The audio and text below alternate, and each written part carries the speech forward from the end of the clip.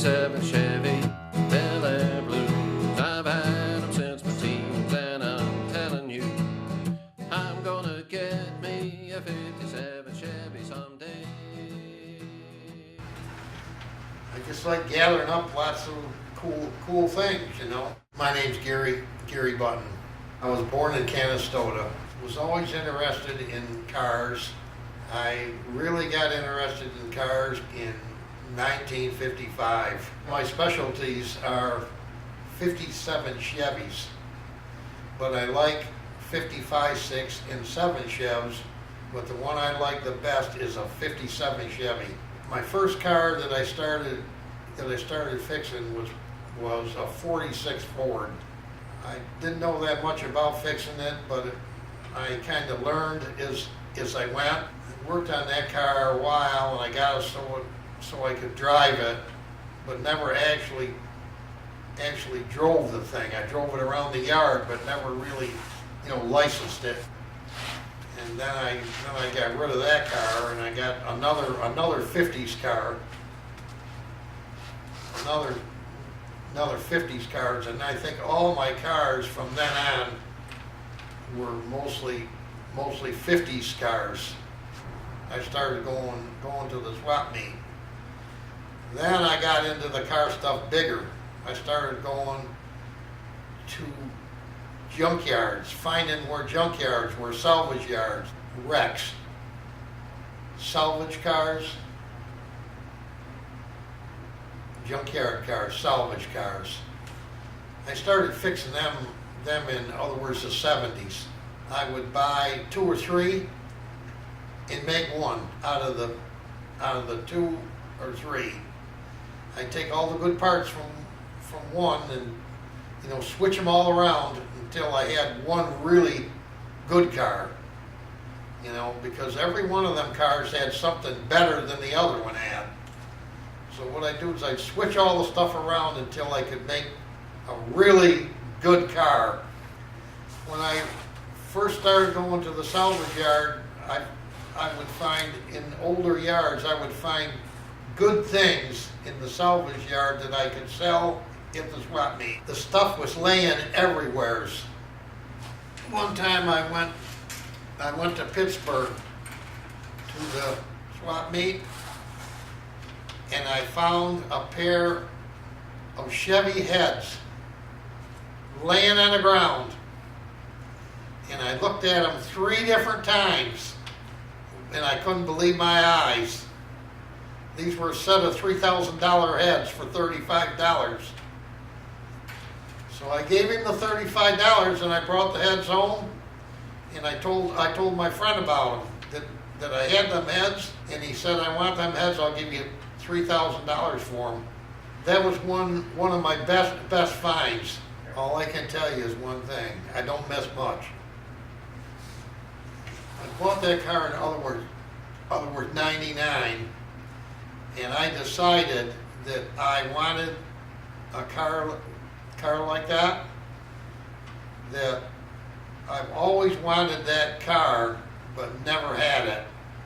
So I decided to go looking for that car and see if I could possibly find it. So I went to Lowe's Speedway, in Charlotte.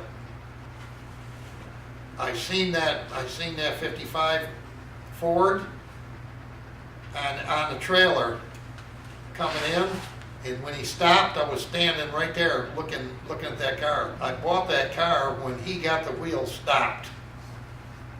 I bought that car right on the spot. I brought it home, and it had all kinds of brand new parts with it. I brought that car home, in other words, it didn't run.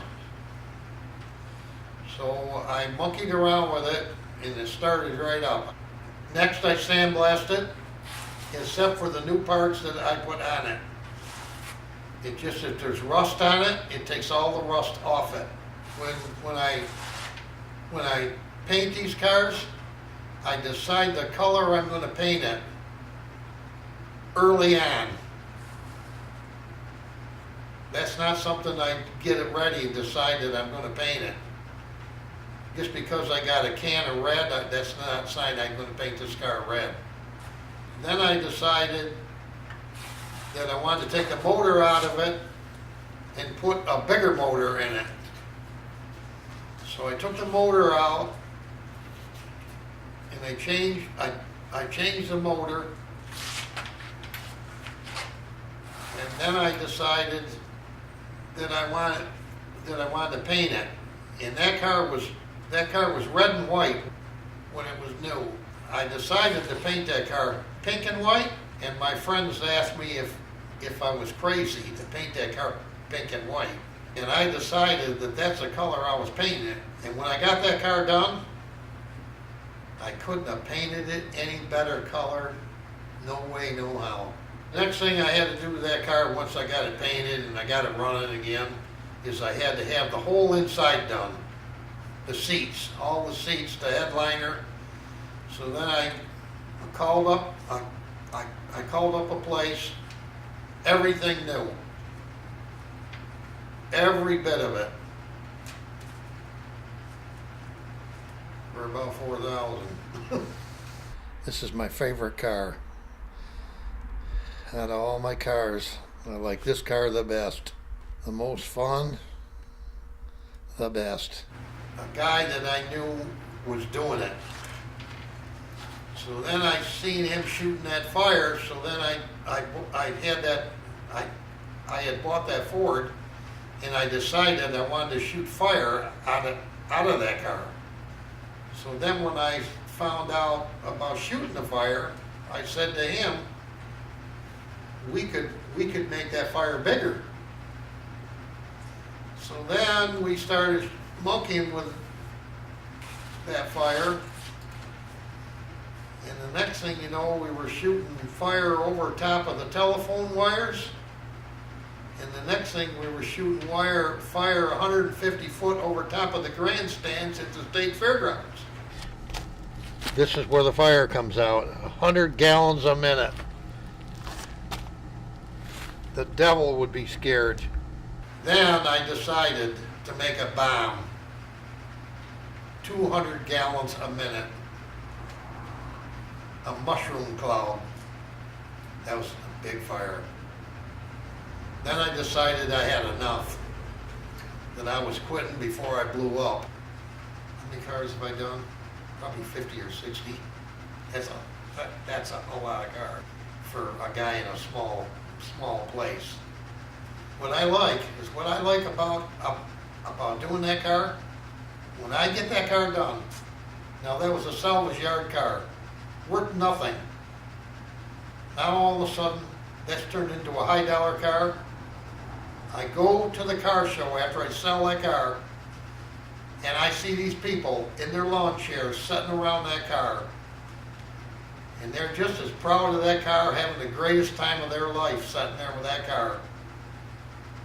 What I do is I don't even walk up to them or nothing. I just stand back and look. And I'm thinking, look at these people. Look at the time they're having.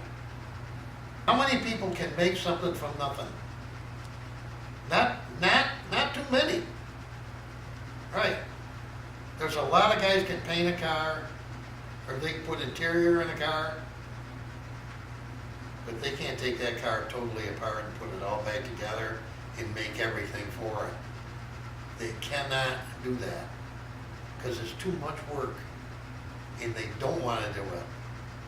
And some of them can do it, but they don't want to, and some of them just don't know how, you know? So it takes kind of a special person, because you have to have patience and money. And if you run out of either one, you might as well forget it. It ain't gonna happen.